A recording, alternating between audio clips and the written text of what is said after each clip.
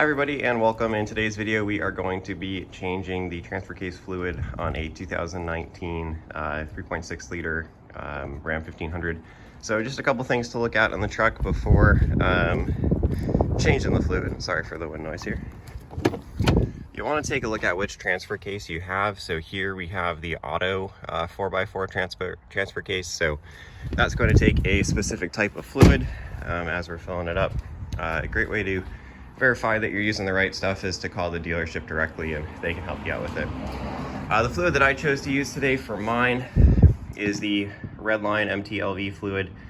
A couple things about this fluid. So I did call the dealer directly. They gave me the part number for the fluid, and on Redline's website they had a spec sheet, and the part number that the dealer gave me was directly listed on Redline's website. So I trust Redline, and you know, if they're going to put that exact part number, then for me that was good enough. I know some people like to use just the dealer stuff. From what I've read on specifically the auto 4x4 transfer cases, it's a very specific fluid. So for example, ATF isn't going to be something that'll work out well for you there, just depending. So because Redline had that specific part number listed, I was comfortable with it. But I'd say on this one, feel free to make your own decision. Just make sure you do a little bit of research first before having to replace a transfer case. Other things that we'll need for today, I like to use a wire brush. That'll clean up the drain and fill plugs, the surface on them, to make sure that we get a good seal. My seal of choice, I like the Right Stuff, works for just about everything. That'll be the thread sealer to make sure we don't have any leaks after filling it up. And then the nice thing about the transfer case is only tools that we're gonna need: just a socket extension, ratchet, and our torque wrench. The torque spec for today is going to be 15 foot-pounds. As always, appropriately, the draining and disposing of your fluids is good. So a nice drain pan here are going to be just under 2 quarts. And to put it in, because the Redline bottles aren't the easy squeeze pouches, we're going to be using a fluid transfer pump. So you'll see a hose will go into each side of the fluid transfer pump. And if you used it before, like I've used this one, I used it for gear oil, for example, last weekend. Always good to blow it in and out with an air compressor. And another trick is, once you drain the old fluid, if you pump some of the old fluid through your pump but directly back into the drain pan, so not into the transfer case again, that's a great way to ensure the only fluid that's going through your transfer pump is just fluid that's correct. So that being said, we're going to jump into the video for today.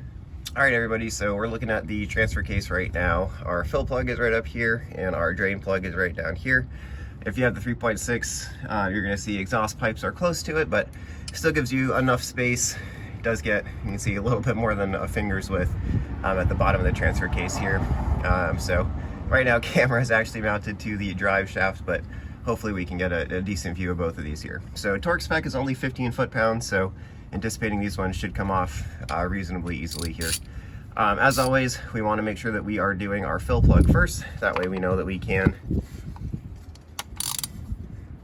fill it back up after it's drained. It is possible, depending on the fill level, that you might get some coming down here, so always good to have your drain pan ready. But it looks like we are good at this point here. So now we are ready to move on to our drain plug.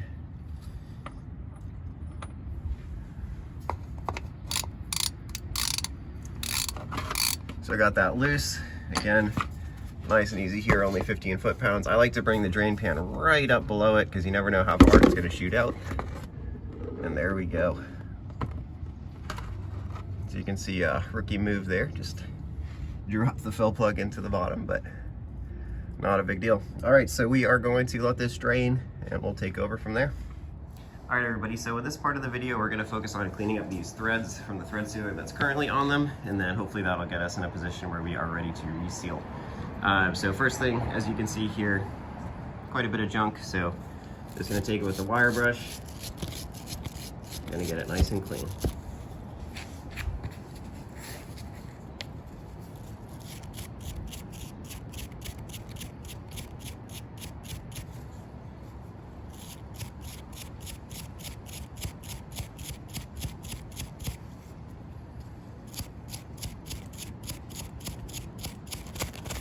This is one of the benefits of doing it yourself. You know that you're cleaning the threads well, using thread sealer, make sure there's no leaks, just generally taking the extra time and care that if you're, going to a lube tech or something similar, you're just not going to see that happening there. They're trying to get your stuff in and out as quick as possible and not necessarily getting it done to the standard that you would do if you were doing it yourself. So just taking a moment, cleaning these out.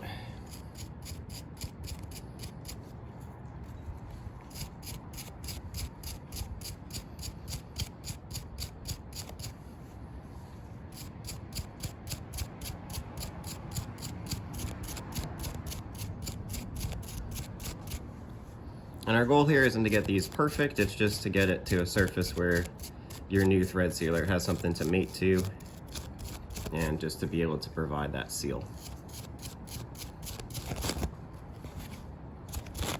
Obviously the only path to perfection here would probably be just buying new plugs every time, but really no need for that, as long as we can get these in a spot where they are ready for some RTV or thread sealer. All right, so our next step from here, now that we have our threads looking good, just wipe them off on a towel here.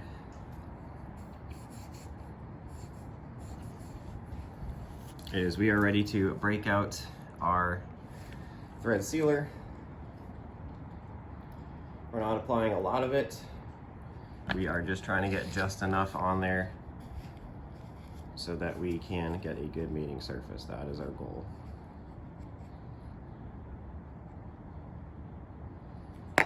So take a little bit,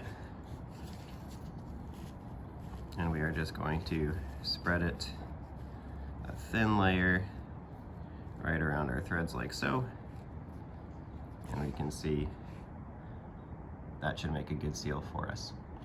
I'm doing the drain plug right now.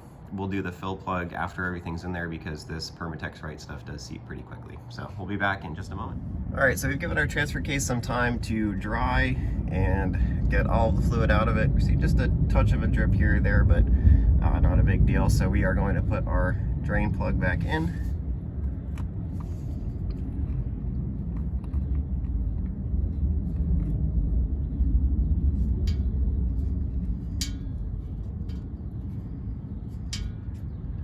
And the torque spec for this on our trusty torque wrench is going to be 15 foot-pounds. So a good recommendation here, we're going to get it to 15 foot-pounds.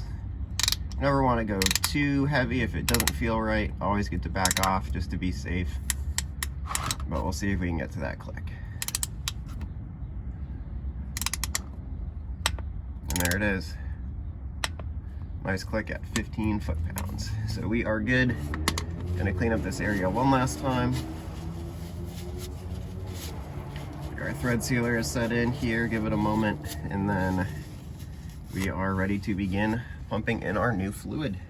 All right, so we have our output line for the fluid transfer pump is in the transfer case. Like I said before, I made sure to flush this out with transfer case fluid if there's anything else in there. That way, transfer case fluid's the only thing going in. So our goal is to fill this up until we see a steady stream coming out of the bottom of the transfer case. Really important here that you are on level ground, otherwise that steady stream might not come at the desired point. So it looks like we got fluid coming out.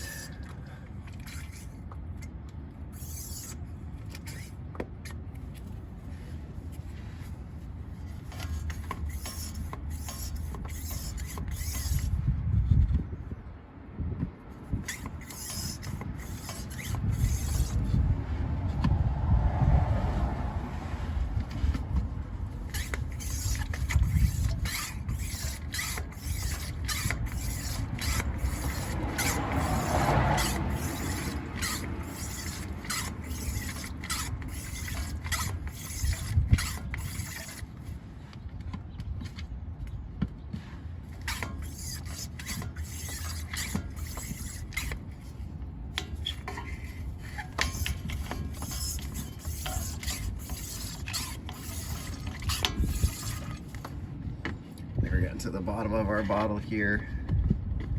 How much this stuff costs, you always want to make sure you get all of it out.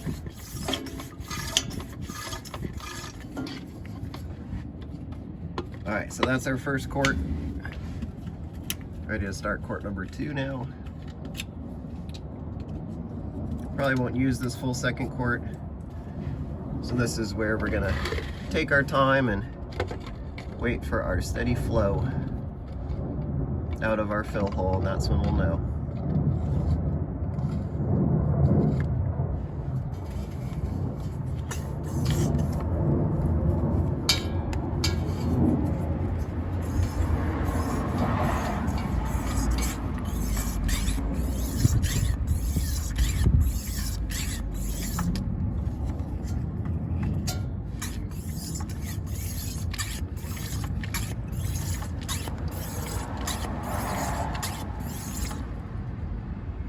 So just checking here, again, still not seeing that steady flow. I spilled some when I took the hose out, but again, there's no drip, there's no flow here, so still waiting for that.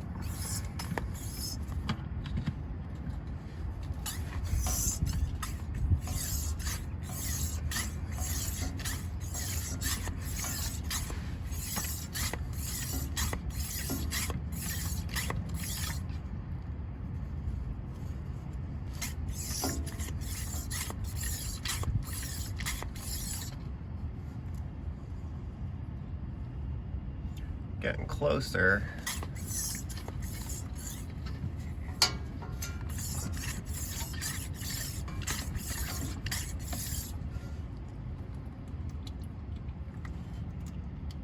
It looks like we're seeing that steady flow now, so we can see it dripping off the bottom here. Just want to triple check to be sure. But it's looking like we're at about the point where we can start putting our fill plug back in. All right, so we now got it to the point where that drip is just barely noticeable, so we are ready to put our fill plug back in. We have the thread sealer on it, as you can see right there. So it is ready to go.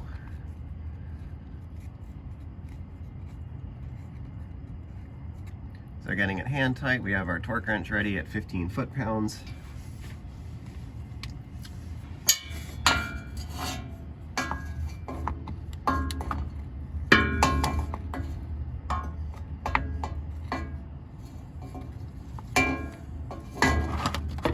With that exhaust crossover right there, it's not the easiest one, so might need to use an extension.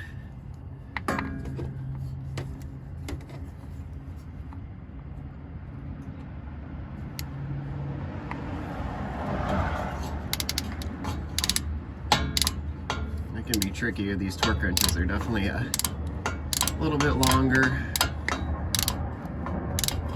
Don't quite fit in all the places you want them to.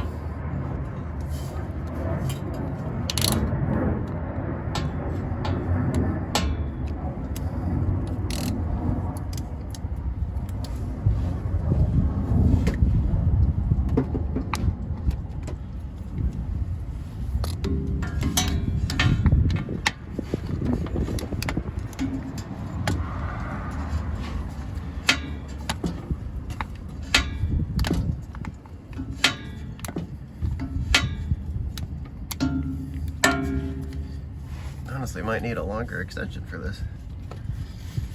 It's not quite getting the perfect grip I would like.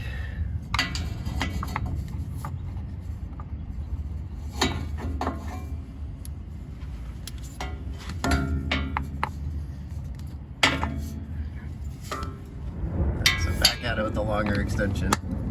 And finally locking in a way that we like.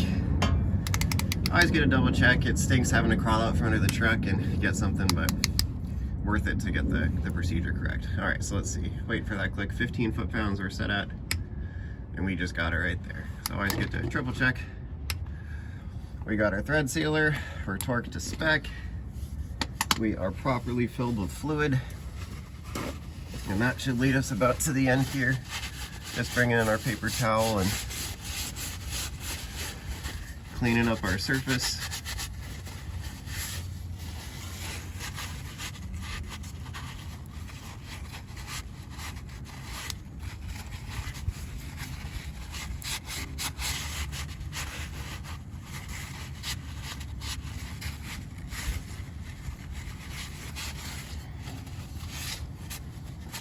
All right, now we are ready to dispose of our fluid. All right, so we are going to be disposing of our fluid here using that same fluid transfer pump and putting it right back into our original containers. The good thing about synthetic fluids is they are synthesized for synthetics. That means that they are manufactured. If you recycle your oil, you help contribute to making synthetic fluids.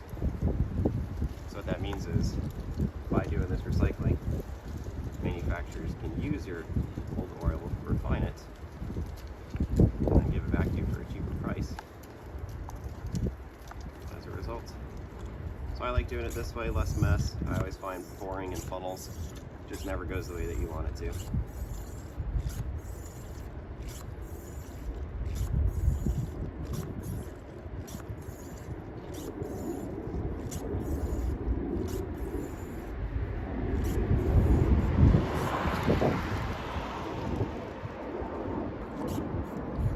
One thing, as you can see from this fluid too, it's very clearly not transmission fluid.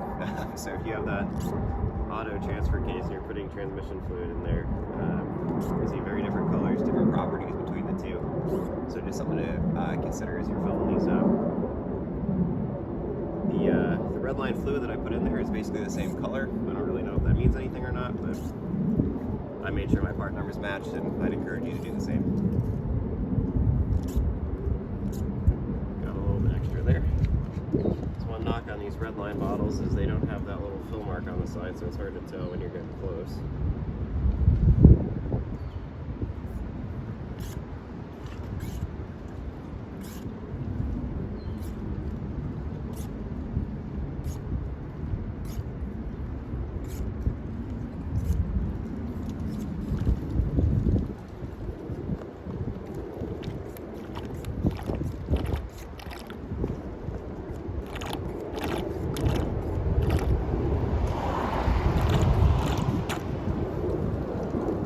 So that'll do it for today's video. If this helped you, please like, subscribe, help out the channel get off the ground.